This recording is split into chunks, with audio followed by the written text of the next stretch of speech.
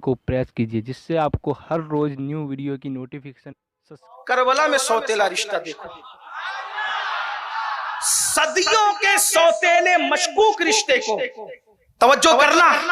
सदियों के मशकूक सौतेले रिश्ते को इमाम हुसैन ने इतना मोतेवर बना दिया कि कल तक लोग सौतेला भाई कहने में शर्माते थे, करबला के बाद कहते मैं सौतेला भाई हूं, क्योंकि सौतेले भाई का नाम अब्बास हुआ करता है।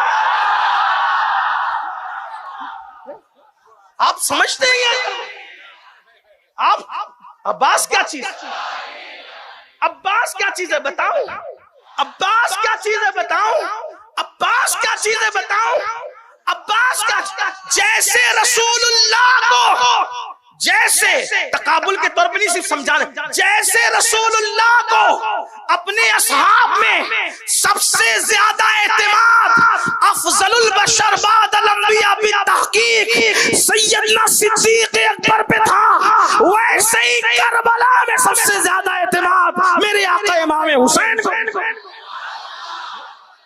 आखिर हुसैन पाक ने सौतेले भाई को कितना प्यार दिया होगा कि सौतेला भाई यूं रिश्तों के बंधन में बंध के दीवाना हुआ होगा। आइए, अगर आप इजाजत दें, अब मैं वो अपना उन्वान छोड़ दूं, करबला के बाद तो छेड़ भी नहीं सकूंगा, लेकिन अब्बास क्या, सुन ले बात खत्म करता। अब्बास, गाजी अब्बास, मौला अब्बास, पहले ये सुन ले, हजरत अब्बास को कमरे बनु हाशिम कहते हैं। यानी इतने खूबसूरत थे अब्बास, इतने खूबसूरत थे अब्बास कि मौला अली के हमशबी थे। कद भी वैसा ही मियाना कद, चौड़ा सीना, सीना बहुत चौड़ा था और बाजू मोटे मोटे भरे हुए थे, बड़ी बड़ी आंखें और दाढ़ी भी खूबसूरत। मौर्रिखीन लिखते हैं कि जब ऊंटों को चारा खिलाते थे तो ऊंट की पीठ पे हाथ रख के खड़े होते थे। बहादुरी का ये आलम और खूबसूरती की वजह से लोग उनको कमर बनु हाशिम यानी बनु हाशिम का चांद कहते थे। और इतने सखी थे बाप की तरह, इतने सखी थे कि लोग उनको बाबुल हवाइज कहते थे।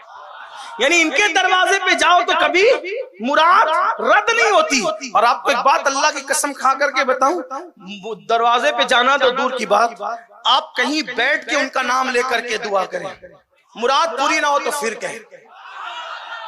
हर साल हमारे शहर मालेगांव में जो प्रोग्राम होता है, जब मैं गाजी साहब की शहादत पढ़ता हूँ तो लोगों को कहता हूँ जो मुरादे मांगने मांग लो। अल्लाह की कसम मालेगांव वालों से आप आकर के पूछें, बेटों की मुरादे मांगते हैं, बेटे पैदा, जुड़वा जुड़वा बेटे पैदा, बेटियां पैदा, रिश्ते, यानी बाबुल अवाइज की सखावत आज भी जारी है।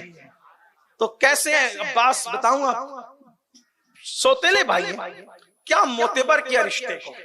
एक सौतेला भाई उधर है, कुत्ते के आगे रोटी डाल दी, पानी जमीन पे फेंका, मार पीट कर कुएं में डाल। लेकिन इमाम अली याद रखना, मोहब्बतें वसूल करने के लिए मोहब्बतें देनी पड़ती है।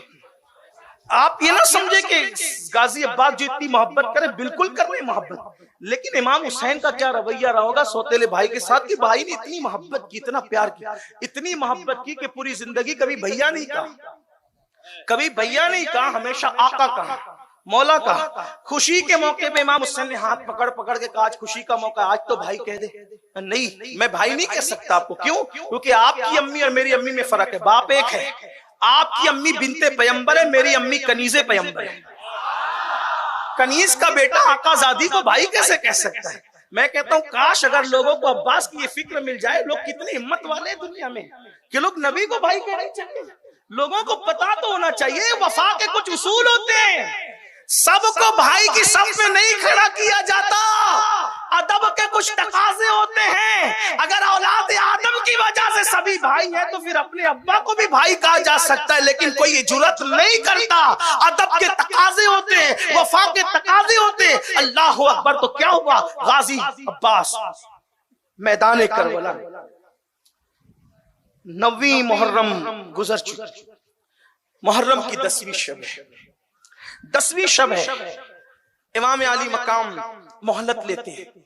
शायद आपने सुना होगा, बहुत सुना होगा, बार बार सुना होगा, लेकिन अल्लाह वालों के वाकयात अल्लाह के लश्करों में से एक लश्कर है और अल्लाह वालों के वाकयात सुनने से दिल जिंदा होता है। हाँ। और ये अल्लाह वाले नहीं तो फिर अल्लाह वाले है कौन? हैं? जिनके घर में आयतें उतरी यही अल्लाह वाले, जिनके लिए आयत ततीर उतरी। बहरहाल तो 9 मुहर्रम गुजर चुकी, 10वीं शब आ चुकी। इमाम अली मकाम ने सारे जवानों को, आवान और अंसार को खेमे में जमा किया और जमा करने के बाद इमाम ने एक तकरीर की। देखो ये लोग मेरे खून के प्यासे हैं, ये लोग मेरे, अगर मुझे ये मार डालेंगे इनका कलेजा ठंडा हो जाएगा, क्योंकि यजीद को खतरा है तो मेरी जात से कि जब तक मैं रहूंगा वो अपना मंसूबा दिन मिटाने का पूरा नहीं कर सकता, इसलिए उसको खतरा मुझसे, वो मुझे मार डाले, मेरे बच्चों को भी नहीं वो कुछ करेगा, मेरे घर वालों को भी कुछ नहीं करेगा। एक काम करो, तुम सब लोगों को मैं इजाजत देता हूं, इजाजत है, एक एक मेरे आवान व अंसार में से एक एक मेरे रिश्तेदार का हाथ पकड़े और यहाँ से निकलकर चला जाए, किसी देहात में चले जाओ, गांव में चले जाओ, और मैं तुमसे कोई मुआखजा नहीं करूंगा, मैं खुद इजाजत दे रहा हूं, सब जाओ। अब सुना तो सब रोने लगे, क्योंकि वो वफादार लोग थे। इमाम हसन बसरी कहते हैं करबला में जो 72 थे वो अपने दौर के सबसे बेहतर थे। इमाम हसन बसरी का कौल है, जो 72 थे करबला में वो अपने दौर के सबसे बेहतर थे, अल्लाह ने उनका इंतखाब किया। तो आपने कहा कि चले जाओ, वो रोने लगे। इमाम ने कहा एक काम करो, चिराग जल रहा है, तुम मुझे देख रहे हो, मैं तुम्हें देख रहा हूं, इसलिए तुम्हें शर्म आएगी जाने में, मैं चिराग बुझा देता हूं। चिराग बुझा दिया, फरमाया जिसको जाना है चला जाए। अब तो चिराग भी नहीं जल रहा, मैं किसी को नहीं देख रहा, मजीद अगर किसी को ख्याल है कि मैं उसका साया भी देख लूं तो मैं आंखें भी बंद कर लेता हूं, लेकिन चले जाओ, इजाजत है, अपनी जान ना गवाओ मेरे लिए, चले जाओ, ये मुझे देखेंगे, पाएंगे, तुम्हारा पीछा नहीं करेंगे। बहुत देर तक इमाम खामोश बैठे रहे, पूरे खेमे में सिसकियां सिसकियां सिसकियों की आवाज बुलंद। 72 में से कोई एक भी तो जा सकता था, मुमकिन था कोई एक भी जा। जब बद्र से लोग चले गए तो करबला से क्यों ना जाते? आपको नहीं पता, बद्र से में निकले थे, बद्र के लिए निकले थे, लेकिन आपको पता होना चाहिए कि अब्दुल्ला इब्ने उबई अपने आदमियों को वरगला के लेके चला गया। ओहद में निकले थे 1300 लोगों को अब्दुल्ला इब्ने उबई वरगला के लेके चला गया। मैं तो नाम पेश कर रहा हूँ, आप तारीख में जाकर सियर में जाके उठाएं, इब्ने उबई ले गया। जो हुजूर का साथ छोड़ के लोग जा सकते हैं, अब्दुल्ला इब्ने उबई की जमात के लोग, तो इमाम अली मकाम का साथ छोड़कर कोई एक भी तो जा सकता था। आपने देर तक के सिसकियों की रोने की आवाज सुनी और फिर बहुत देर गुजरी तो चिराग तो खुद ही बैठे बैठे बुझा दिया था, लेकिन चिराग अब जलवाने की बारी आई। जब चिराग जलाने की बारी आई तो कौन गया कौन रहा, ये तो अब चिराग जलने के बाद पता चलेगा कि कौन गया कौन रहा। इमाम ने जब चिराग जलाने की बात आई, कितना एहतिमाद था सौतेले भाई पर, आवाज किसी और को नहीं दी, ना बेटे को, ना भतीजों को, ना दूसरे भाइयों को, किसी को नहीं कहा अब्बास उठो चिराग जलाओ, अब्बास उठो चिराग जलाओ। यानी हुसैन पाक को कितना एतमाद है, कौन जाएगा कौन रहेगा गारंटी हो ना हो, लेकिन सब जा सकते हैं, मेरा अब्बास नहीं जा सकता। ये रिश्तों का एहतमाद है करबला में। आप करबला को जिस जाविये से देखें, आपको करबला में वो सब नजर आएगा। ये उन्वान है, स्टडी करें, आपको करबला में सब नजर आएगा। आगे पढ़ लूं, आप कोई मुराद लेना है तो ले लें। इमाम गाजी अब्बास की शहादत पढ़ देता हूं आपके सामने, ताकि एक शहादत ही पढ़ने का शरफ मुझे मिल जाए। तो गाजी साहब करबला में थे, आपने चिराग जला दिया, सब बैठे थे और रो करके कहते थे, आपके बचपने के दोस्त थे इमाम हुसैन के हजरत हबीब, उनका करबला में अलग से मजार है। हबीब कहते हैं हुसैन तेरे बाद की जिंदगी पे लानत है, नहीं जीना चाहता हूं तेरे बाद। मुस्लिम इब्ने औसजा कहते हैं अगर चले जाएंगे तो चंद दिन जीने के बाद फिर मरना है, आपके नाना को मुंह क्या दिखाएंगे, हम नहीं जीना चाहते। सब रोते थे, कहते थे काफी ठीक है, जाओ इबादत में मसरूफ हो जाओ, आज आखिरी रात। सुबह हुई, हर सुबह हर वक्त कोई ना कोई अजान देता था। करबला की सुबह में मौरखीन लिखते हैं, देखो तारीख में सैकड़ों वाकयात और सैकड़ों अकवाल है, जितना पढ़ोगे उतने आपको अलग अलग अकवाल मिलेंगे। और करबला पे जितना लिखा गया सीरत मुस्तफा के बाद उतना किसी उन्वान पे नहीं लिखा गया, सबसे ज्यादा करबला पे लिखा गया। लेकिन बहरहाल मौरखीन का कौल है, बयान कर रहा हूं, सुन लें। आका इमाम अली मकाम ने फरमाया आज अजान अली अकबर देंगे। खूबसूरत थे, हुजूर की तस्वीर थे, आवाज भी कुछ मिलती जुलती हुजूर अलैहिस्सलाम से थी। करबला में फजर की अजान उनसे दिलवाई, खुद नमाज पढ़ी। ये जिंदगी की जमात के साथ आखिरी नमाज थी। करबला का मार्का गर्म हुआ, बहुत सर कटे और बहुत कुछ हुआ, लेकिन जब हजरते सैयदा सकीना, शहजादी सकीना, जिनको सुकैना भी कहते हैं, अब मैं जो है वो नाम के तलफ्फुज में अपनी कौम को इसलिए नहीं उलझाता क्योंकि जो कौम बेचारी करने का तर्जुमा नहीं जानती, अब उनको मैं क्या नाम के तलफ्फुज सिखाऊं, जो कहते आ रहे वही कहते रहो, और अगर फिर पढ़ लिख लो तो बात अलग है। लेकिन बहरहाल हजरत सैयदा सकीना ने, जो इमाम अली मकाम की 7 साल की शहजादी थी, उन्होंने बुलाया गाजी अब्बास को और मौला अब्बास को बुला के कहा, चचा जिंदगी में जो मांगा आपने, हर हट पूरी की, हर मुराद पूरी की, हर तमन्ना पूरी। चचा आज पानी चाहती है आपकी भतीजी, मुझे पानी चाहिए। अब पानी अपने लिए कम, मेरे असगर के लिए ज्यादा। 6 महीने का मेरा भाई है, नन्ना सा मासूम। जब भी मैं जिक्र करबला में बयान करता हूँ तो लोगों से कहता हूँ कि अल्लामा अरशदुल कादरी ने जिस माना में लिखा है मैं उसी माना में कहता हूँ, लुग़वी माना में। और जिस माना में रवाफिस कहते हैं उस माना में ना कहते हैं, ना मानते हैं, ना हमारा वो अकीदा है। ठीक, फरिश्ते और अंबिया के सिवा हम किसी को मासूम नहीं मानते, लेकिन लुग़वी तौर पर बेगुनाह के माना मेरा मासूम 6 महीने का भाई है, और कभी मुट्ठियां बंद करता है, कभी खोलता है, कभी पैर समेटता है, कभी फैलाता है, और कभी जबान सूखी दिखाता है, होठों पर जबान फेरता है। चचा भाई की तकलीफ नहीं देखी जाती, हालांकि वो भी सगी बहन नहीं थी अली असगर, वो भी सौतेली बहन।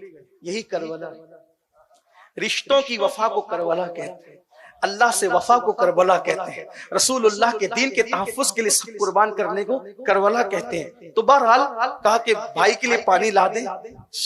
गाजी अब्बास ने मशकीजा उठाया, कंधे पे डाला, और कंधे पे डालकर चले मैदान।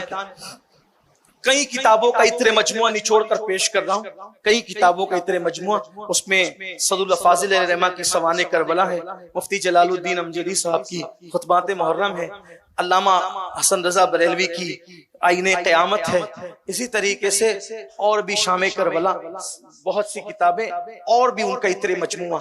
बस बात खत्म करने लगा हूं, मुझे पता है टाइम मुकम्मल हो रहा है। अच्छा ठीक, माशा नवाजिश, अच्छा अच्छा, बहुत दुरूद शरीफ पढ़ लें, दुरूद शरीफ पढ़ने इतने लोग हैं, इतने दुरूद हुजूर की बारगाह में पेश हो जाए। अल्लाहुम्मा सल्ली अला सय्यदिना व मौलाना मुहम्मदिन मादिनिल जूदी वल करम व आलिहि व सहबिहि व बारिक व सल्लिम सलातन व सलामन अलैका या रसूल अल्लाह। मशकीज़ा उठाया, कंधे पे रखा, और कंधे पे रख के मौला हुसैन के पास आए, मौला फुरात पे जाने की इजाजत दी।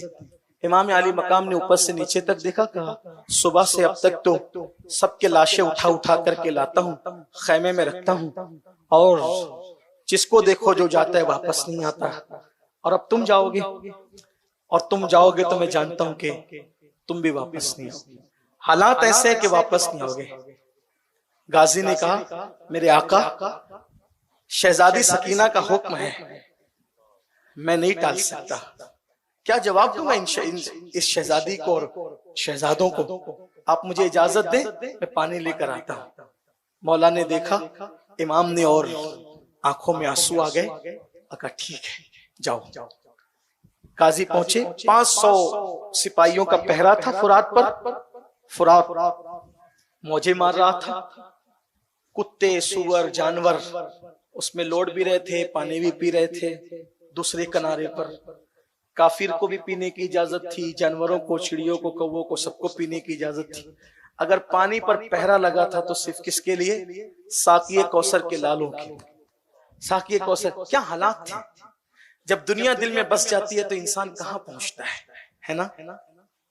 गाजी 500 फौज का पहरा है, एक अकेला गाजी जुल्फिकार हैदरी हाथ में लेकर चलाता है, और खैबर की याद ताजा हो जाती है। वो पीछे हटते, फुरात में घोड़े के कदम डालते, नीचे उतरते, पानी भरते, पानी भर के कंधे पे डालते, हाथ में लेते, हाथ में लेकर के सोचा मैं भी पी लूं। पीने की कोशिश करते हैं तो ख्याल आता है नबी के नवासे प्यासे हैं, और अब्बास कैसे पी ले। छोड़ दिया, नहीं पिया। घोड़े पे बैठे चले। शिमर ने कहा प्यासे लड़ रहे थे अब तक, इनको ज़ेर नहीं किया गया।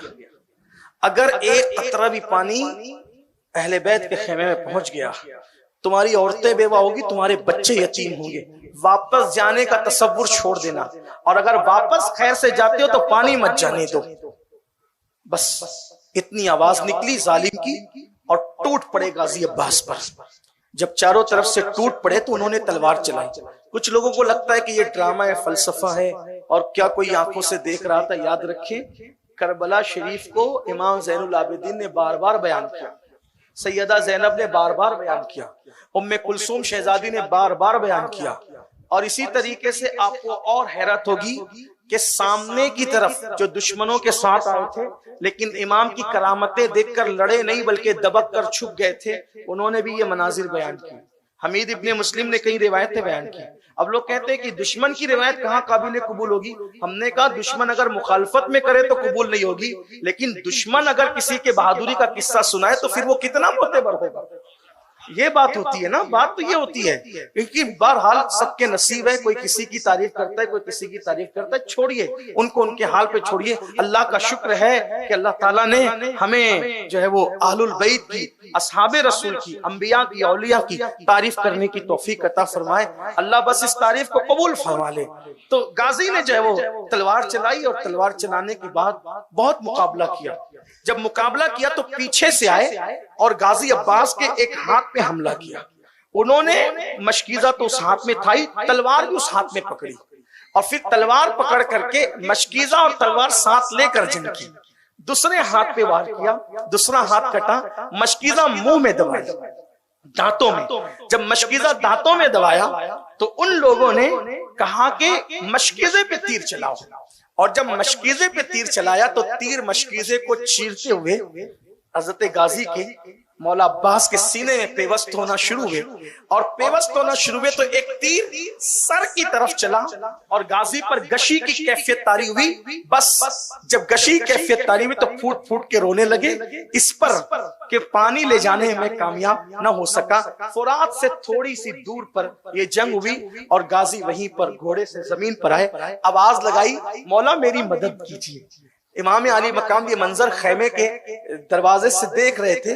जब देखा कि गाजी जमीन पर आए हैं तो घोड़ा दौड़ाते हुए वहां तक पहुंचे, और जब वहां पहुंचे तो दुश्मनों को हटाया। हटाने के बाद गाजी को अपनी गोद में लिया और गोद में लेने के बाद तीर निकाला सर से और चेहरे पर हाथ फेरा। चेहरे पे हाथ फेरा तो ठंडक हाथों की पाकर आपने आंख खोली तो अपने आप को इमाम अली मकाम की गोद में पाया, और जब इमाम अली मकाम की गोद में पाया तो गाजी ने आंख खोली और खोल के मुस्कुराए और मुस्कुरा के कहा कि मैं फातिमतुज़ ज़हरा की दुआओं से पैदा हुआ था, और सैयदा ने मेरे लिए इसलिए दुआ की थी मेरी पैदाइश की ताकि मैं करबला में आपके काम आऊं।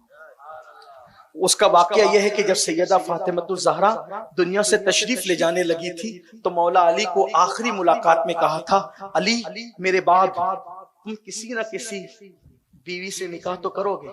इस रिवायत को सरकार नज़मी ने अपनी किताब में लिखा, जिसका मफ़हूम मैं पेश करता हूँ कि अली मेरे बाद किसी न किसी औरत से तुम निकाह तो करोगे। मेरी मौजूदगी में तुमने निकाह नहीं किया लेकिन मेरे बाद तो करोगे। मौला अली को ख्याल आया कि अगर मैं हाँ कर दूं तो ये जाते जाते दिल को तकलीफ न ले जाए, तो चुप रहे।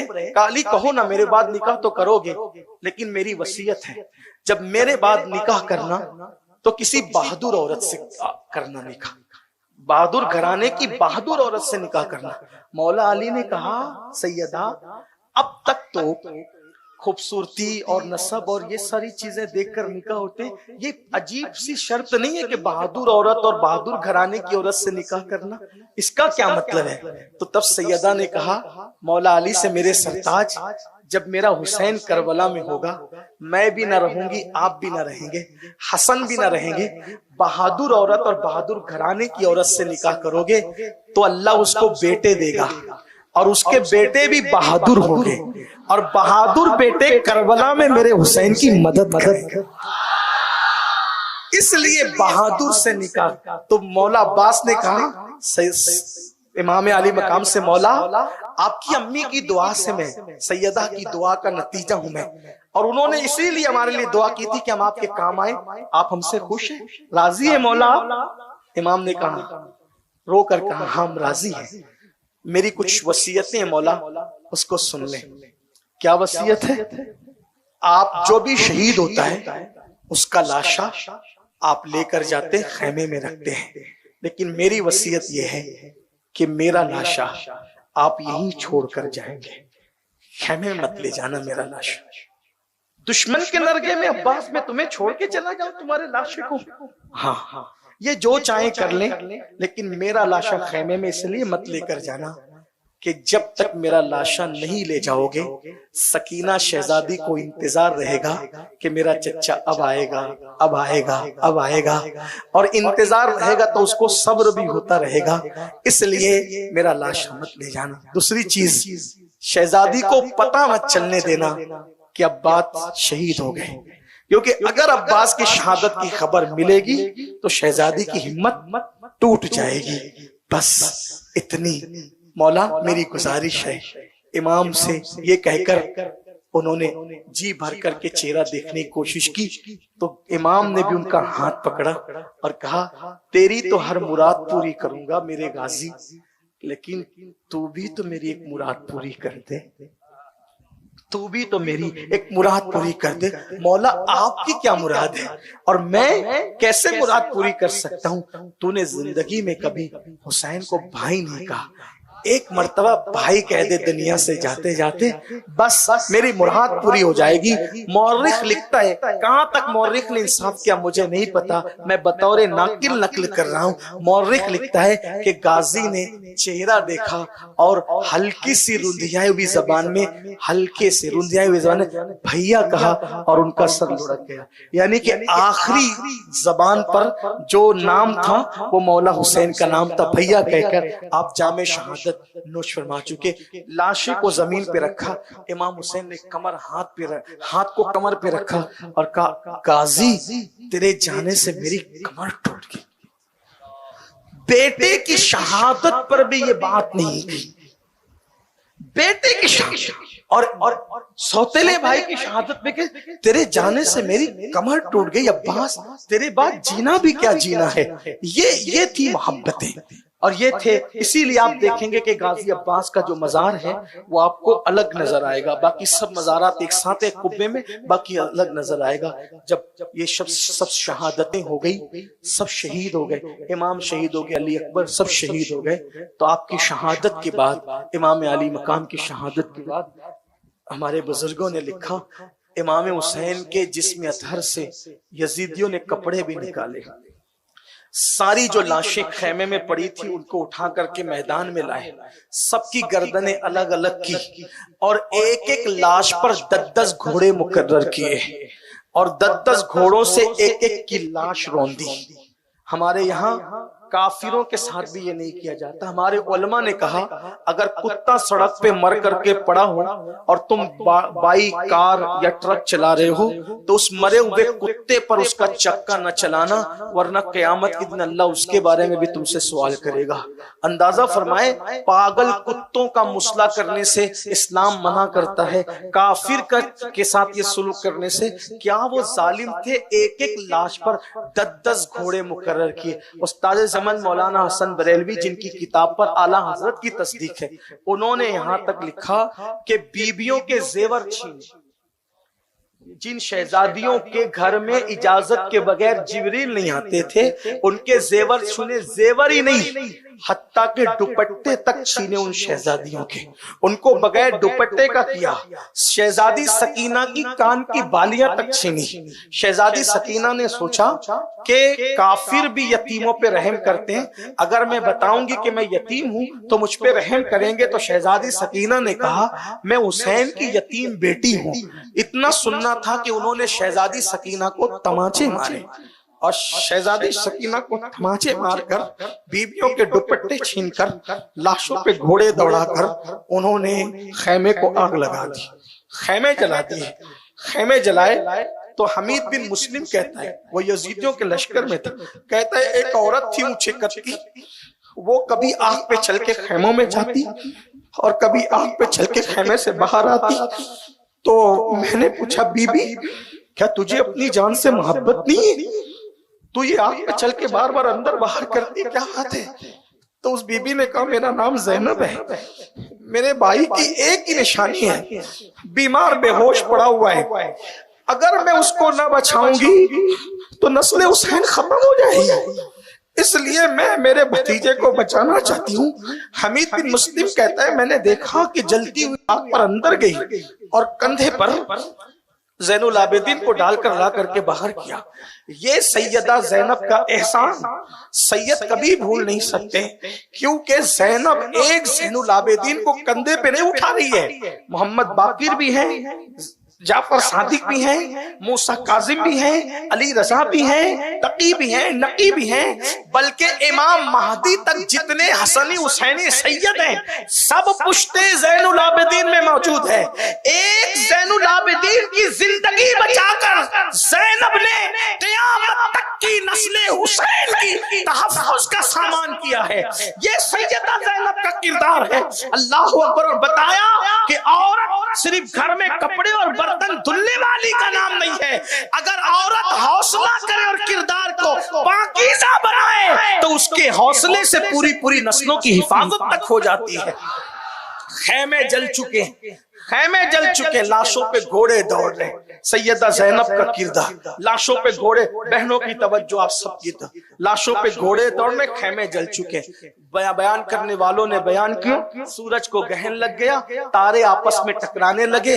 इमाम बहकी लिखते हैं कि 7 दिन तक आसमान से बारिश बरसी, खून की बारिश। अगर ये कह ले उसको दूसरे अल्फाज में कि आसमान भी खून के आंसू रोया। बैतुल मुकद्दस और जहां से पत्थर हटाया जाता उस दिन ताजा खून निकल आता। लेकिन करबला में क्या हुआ? घोड़े दौड़ चुके लाशों पर और लाशें कट गई, कटे पिटे टुकड़े पड़े हुए, खैमे जल चुके। ऐसे में बीबियां रो रही खुले आसमान के नीचे। सैयदा ज़ैनब बीबियों से कहती, बीबियां, ऐ नबी के घर की बहुओं, नबी की बेटियों, नबी की नवासियों, नबी की पोतियों, बहुत रो चुकी हो, बहुत रो चुकी हो, और जितना रोई हो इससे ज्यादा रोना अभी बाकी है। अभी बहुत रोना है तुमको, बहुत रुलाया जाएगा। सालारे काफिला तो जा चुका, सालारे काफिला